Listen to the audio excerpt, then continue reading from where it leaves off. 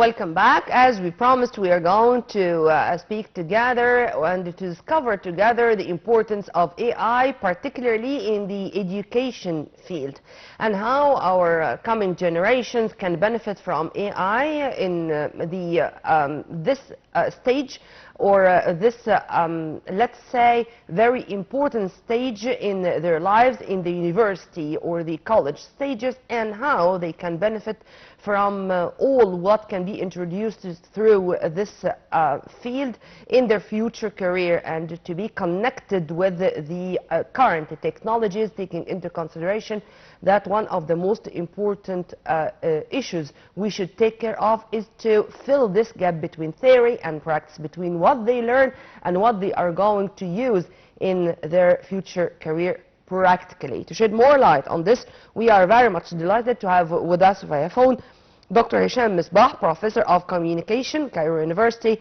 and Rollins College, Florida. Thank you very much for being with us, Dr. Mesbah, and a very good morning. Good morning, and it is a pleasure to be with you.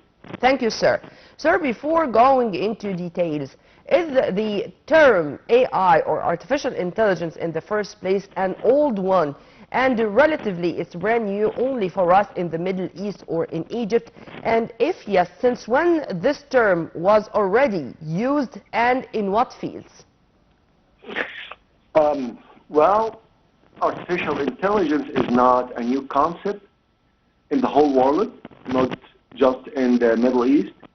The idea of machine thinking has been developed exactly in 1950 when a researcher came up with a very important research paper that has almost the same title, Can Machines Think? The idea of machine thinking, digging in the information and coming back with more information that's based on the information that's been researched and stored, has been there for more than half a century. Researchers in the whole world were aware of this idea, this concept, and they invested a lot in exploring the concept and turning it into a reality.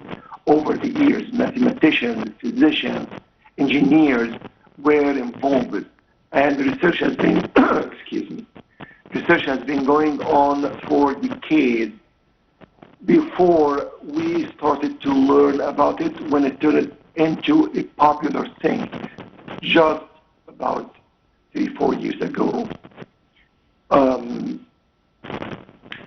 And sir, this means, sir, that artificial intelligence is going to be used, or already it's there to help us performing our jobs in a better way, not to take our place as human beings. True?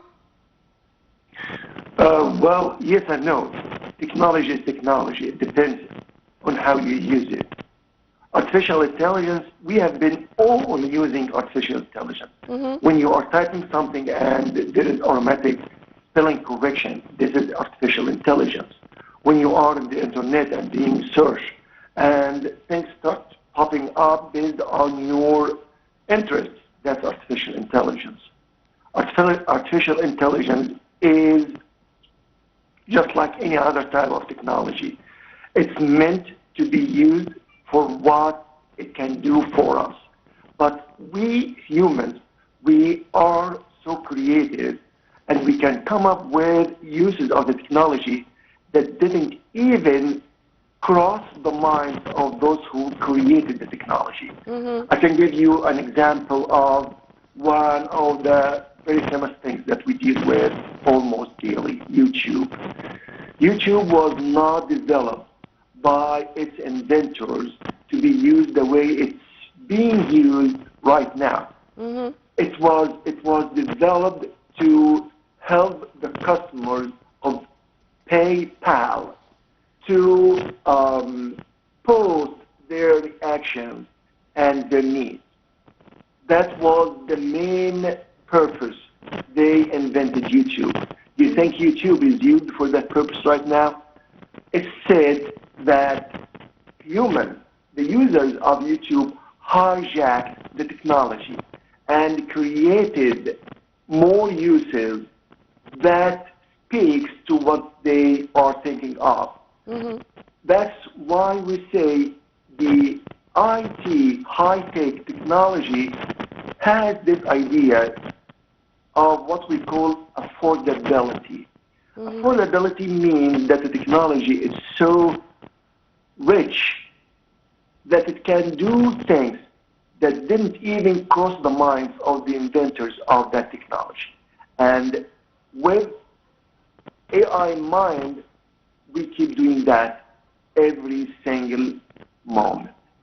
But sir, if you permit me just to go a little bit out of our topic regarding the usages of AI in our educational system, simply what happened 2 days ago, which resulted in the interruption of work in different international institutions, from airports to banks to financial systems to all, you name it, and it was only for an upgrade of Windows, and the wrong usage resulted in what I've just said. This means that only human beings can control systems, because if we depended only on technology without intervention, it's not going to be for our interest.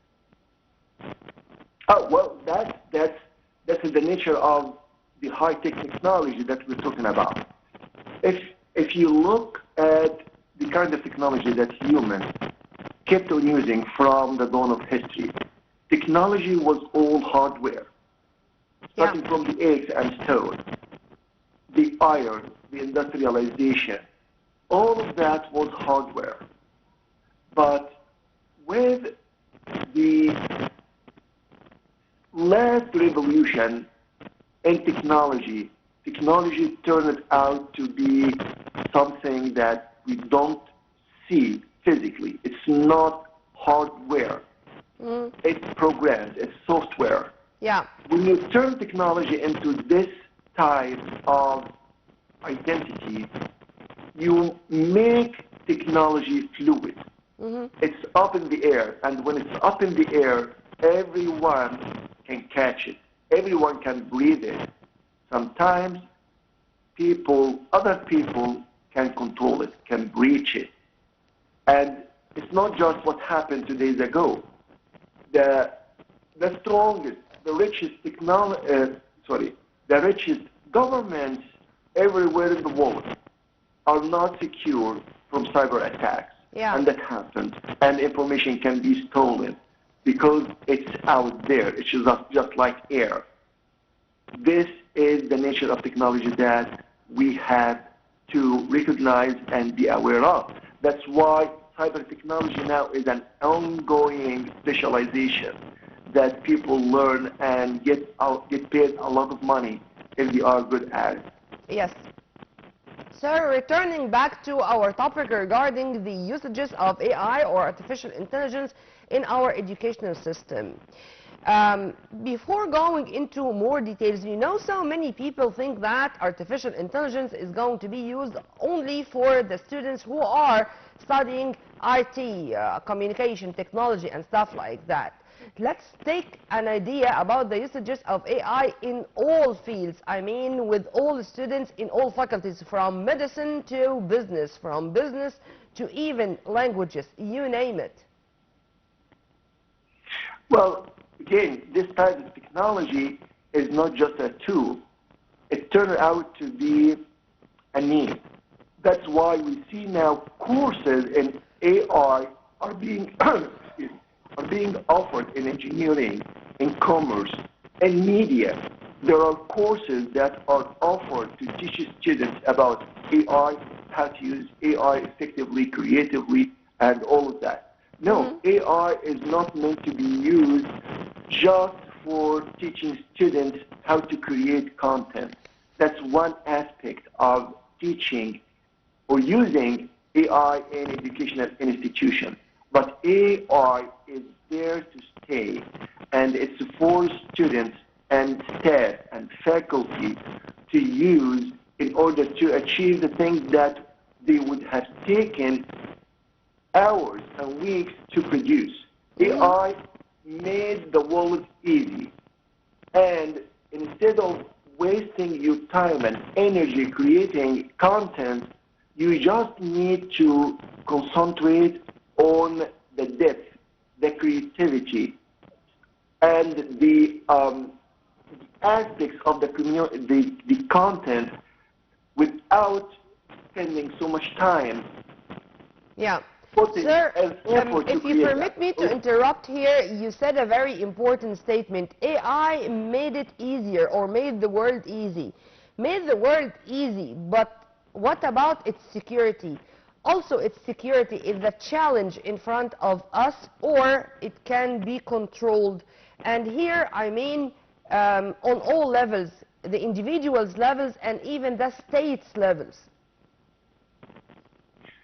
You know, when we started looking at AI and how we can use it in school, for example, we started seeing students using AI in a very productive way, in a very creative way.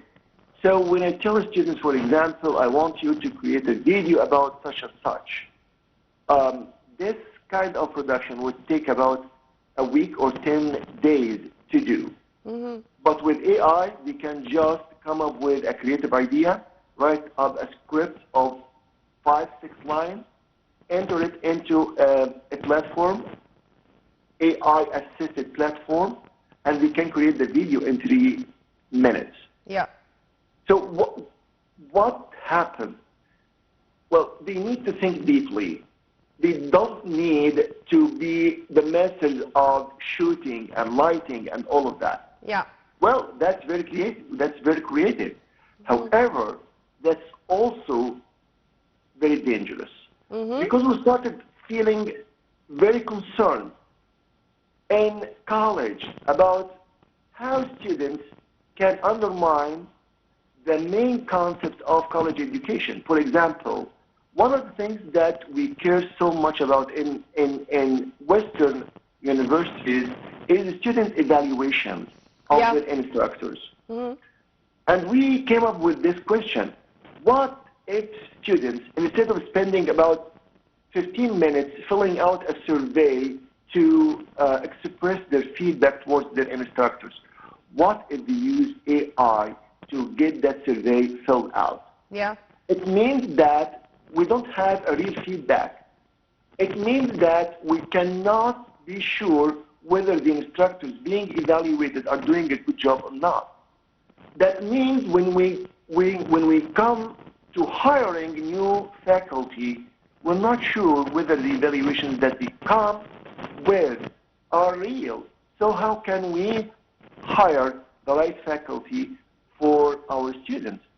And it's a dilemma that we felt there is nothing we can do about that, because this students is can it, do sir, that. and this is what I meant, and I was going to give you another example. If I am a student in the final year in the Faculty of Engineering, for example, and I'm going to present my project for graduation, and I've just given the AI, or used the AI with all information, with the standards I do have, and then the AI to draw for me, the design to draw for me everything, and then I'm going to introduce this project as if I were the one who innovated it from scratch. Would this be considered cheating, or one of the skills of the student using AI in helping him or her to have his or her graduation project? Which is which? Well, the use of AI in producing assignments and the projects is legit only if the instructor allows that. But if students do that, thinking that they can get their work accepted and evaluated, and the instructors would not know that they use AI to produce that work, that's not just cheating, that's a breach of the honor code in colleges and universities. Yeah.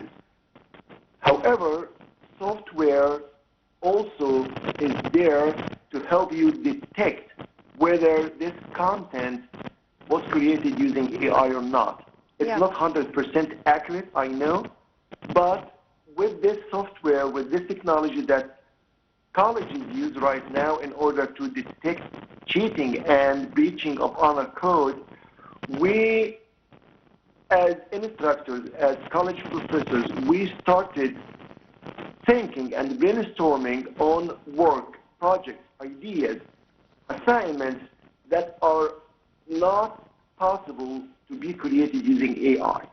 Yeah.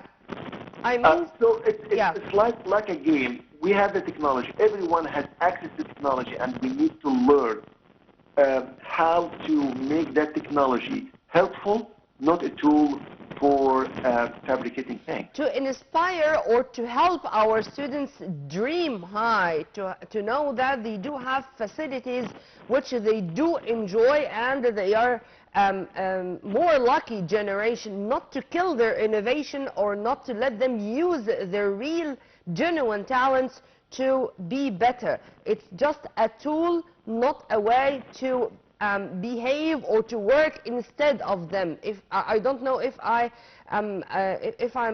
describing the situation well. Yeah, you are describing the situation well, and that comes from that aspect of affordability. The current technology, AI technology, high-tech, is affordable. Affordable means they can do to us things that even the creators, the inventors of the technology did not think of that. This technology is very rich that people can come up with their own uses of that technology. Yeah. They can come up with things that were unthought of, unimagined. However, humans have been doing that with different degrees all over history, by the way. It depends on how they can use the technology available to them at the time. I worked in some other areas where students were cheating using other technology, sometimes connections technology. They will seek the help of professionals, and they will present their work like they produced it, not the professionals that they are connected to produced them. And it's a game. Everyone tries to use the technology the way they can meet their needs and goals. And we can stop that, and it will keep going on as long as there are humans and technology.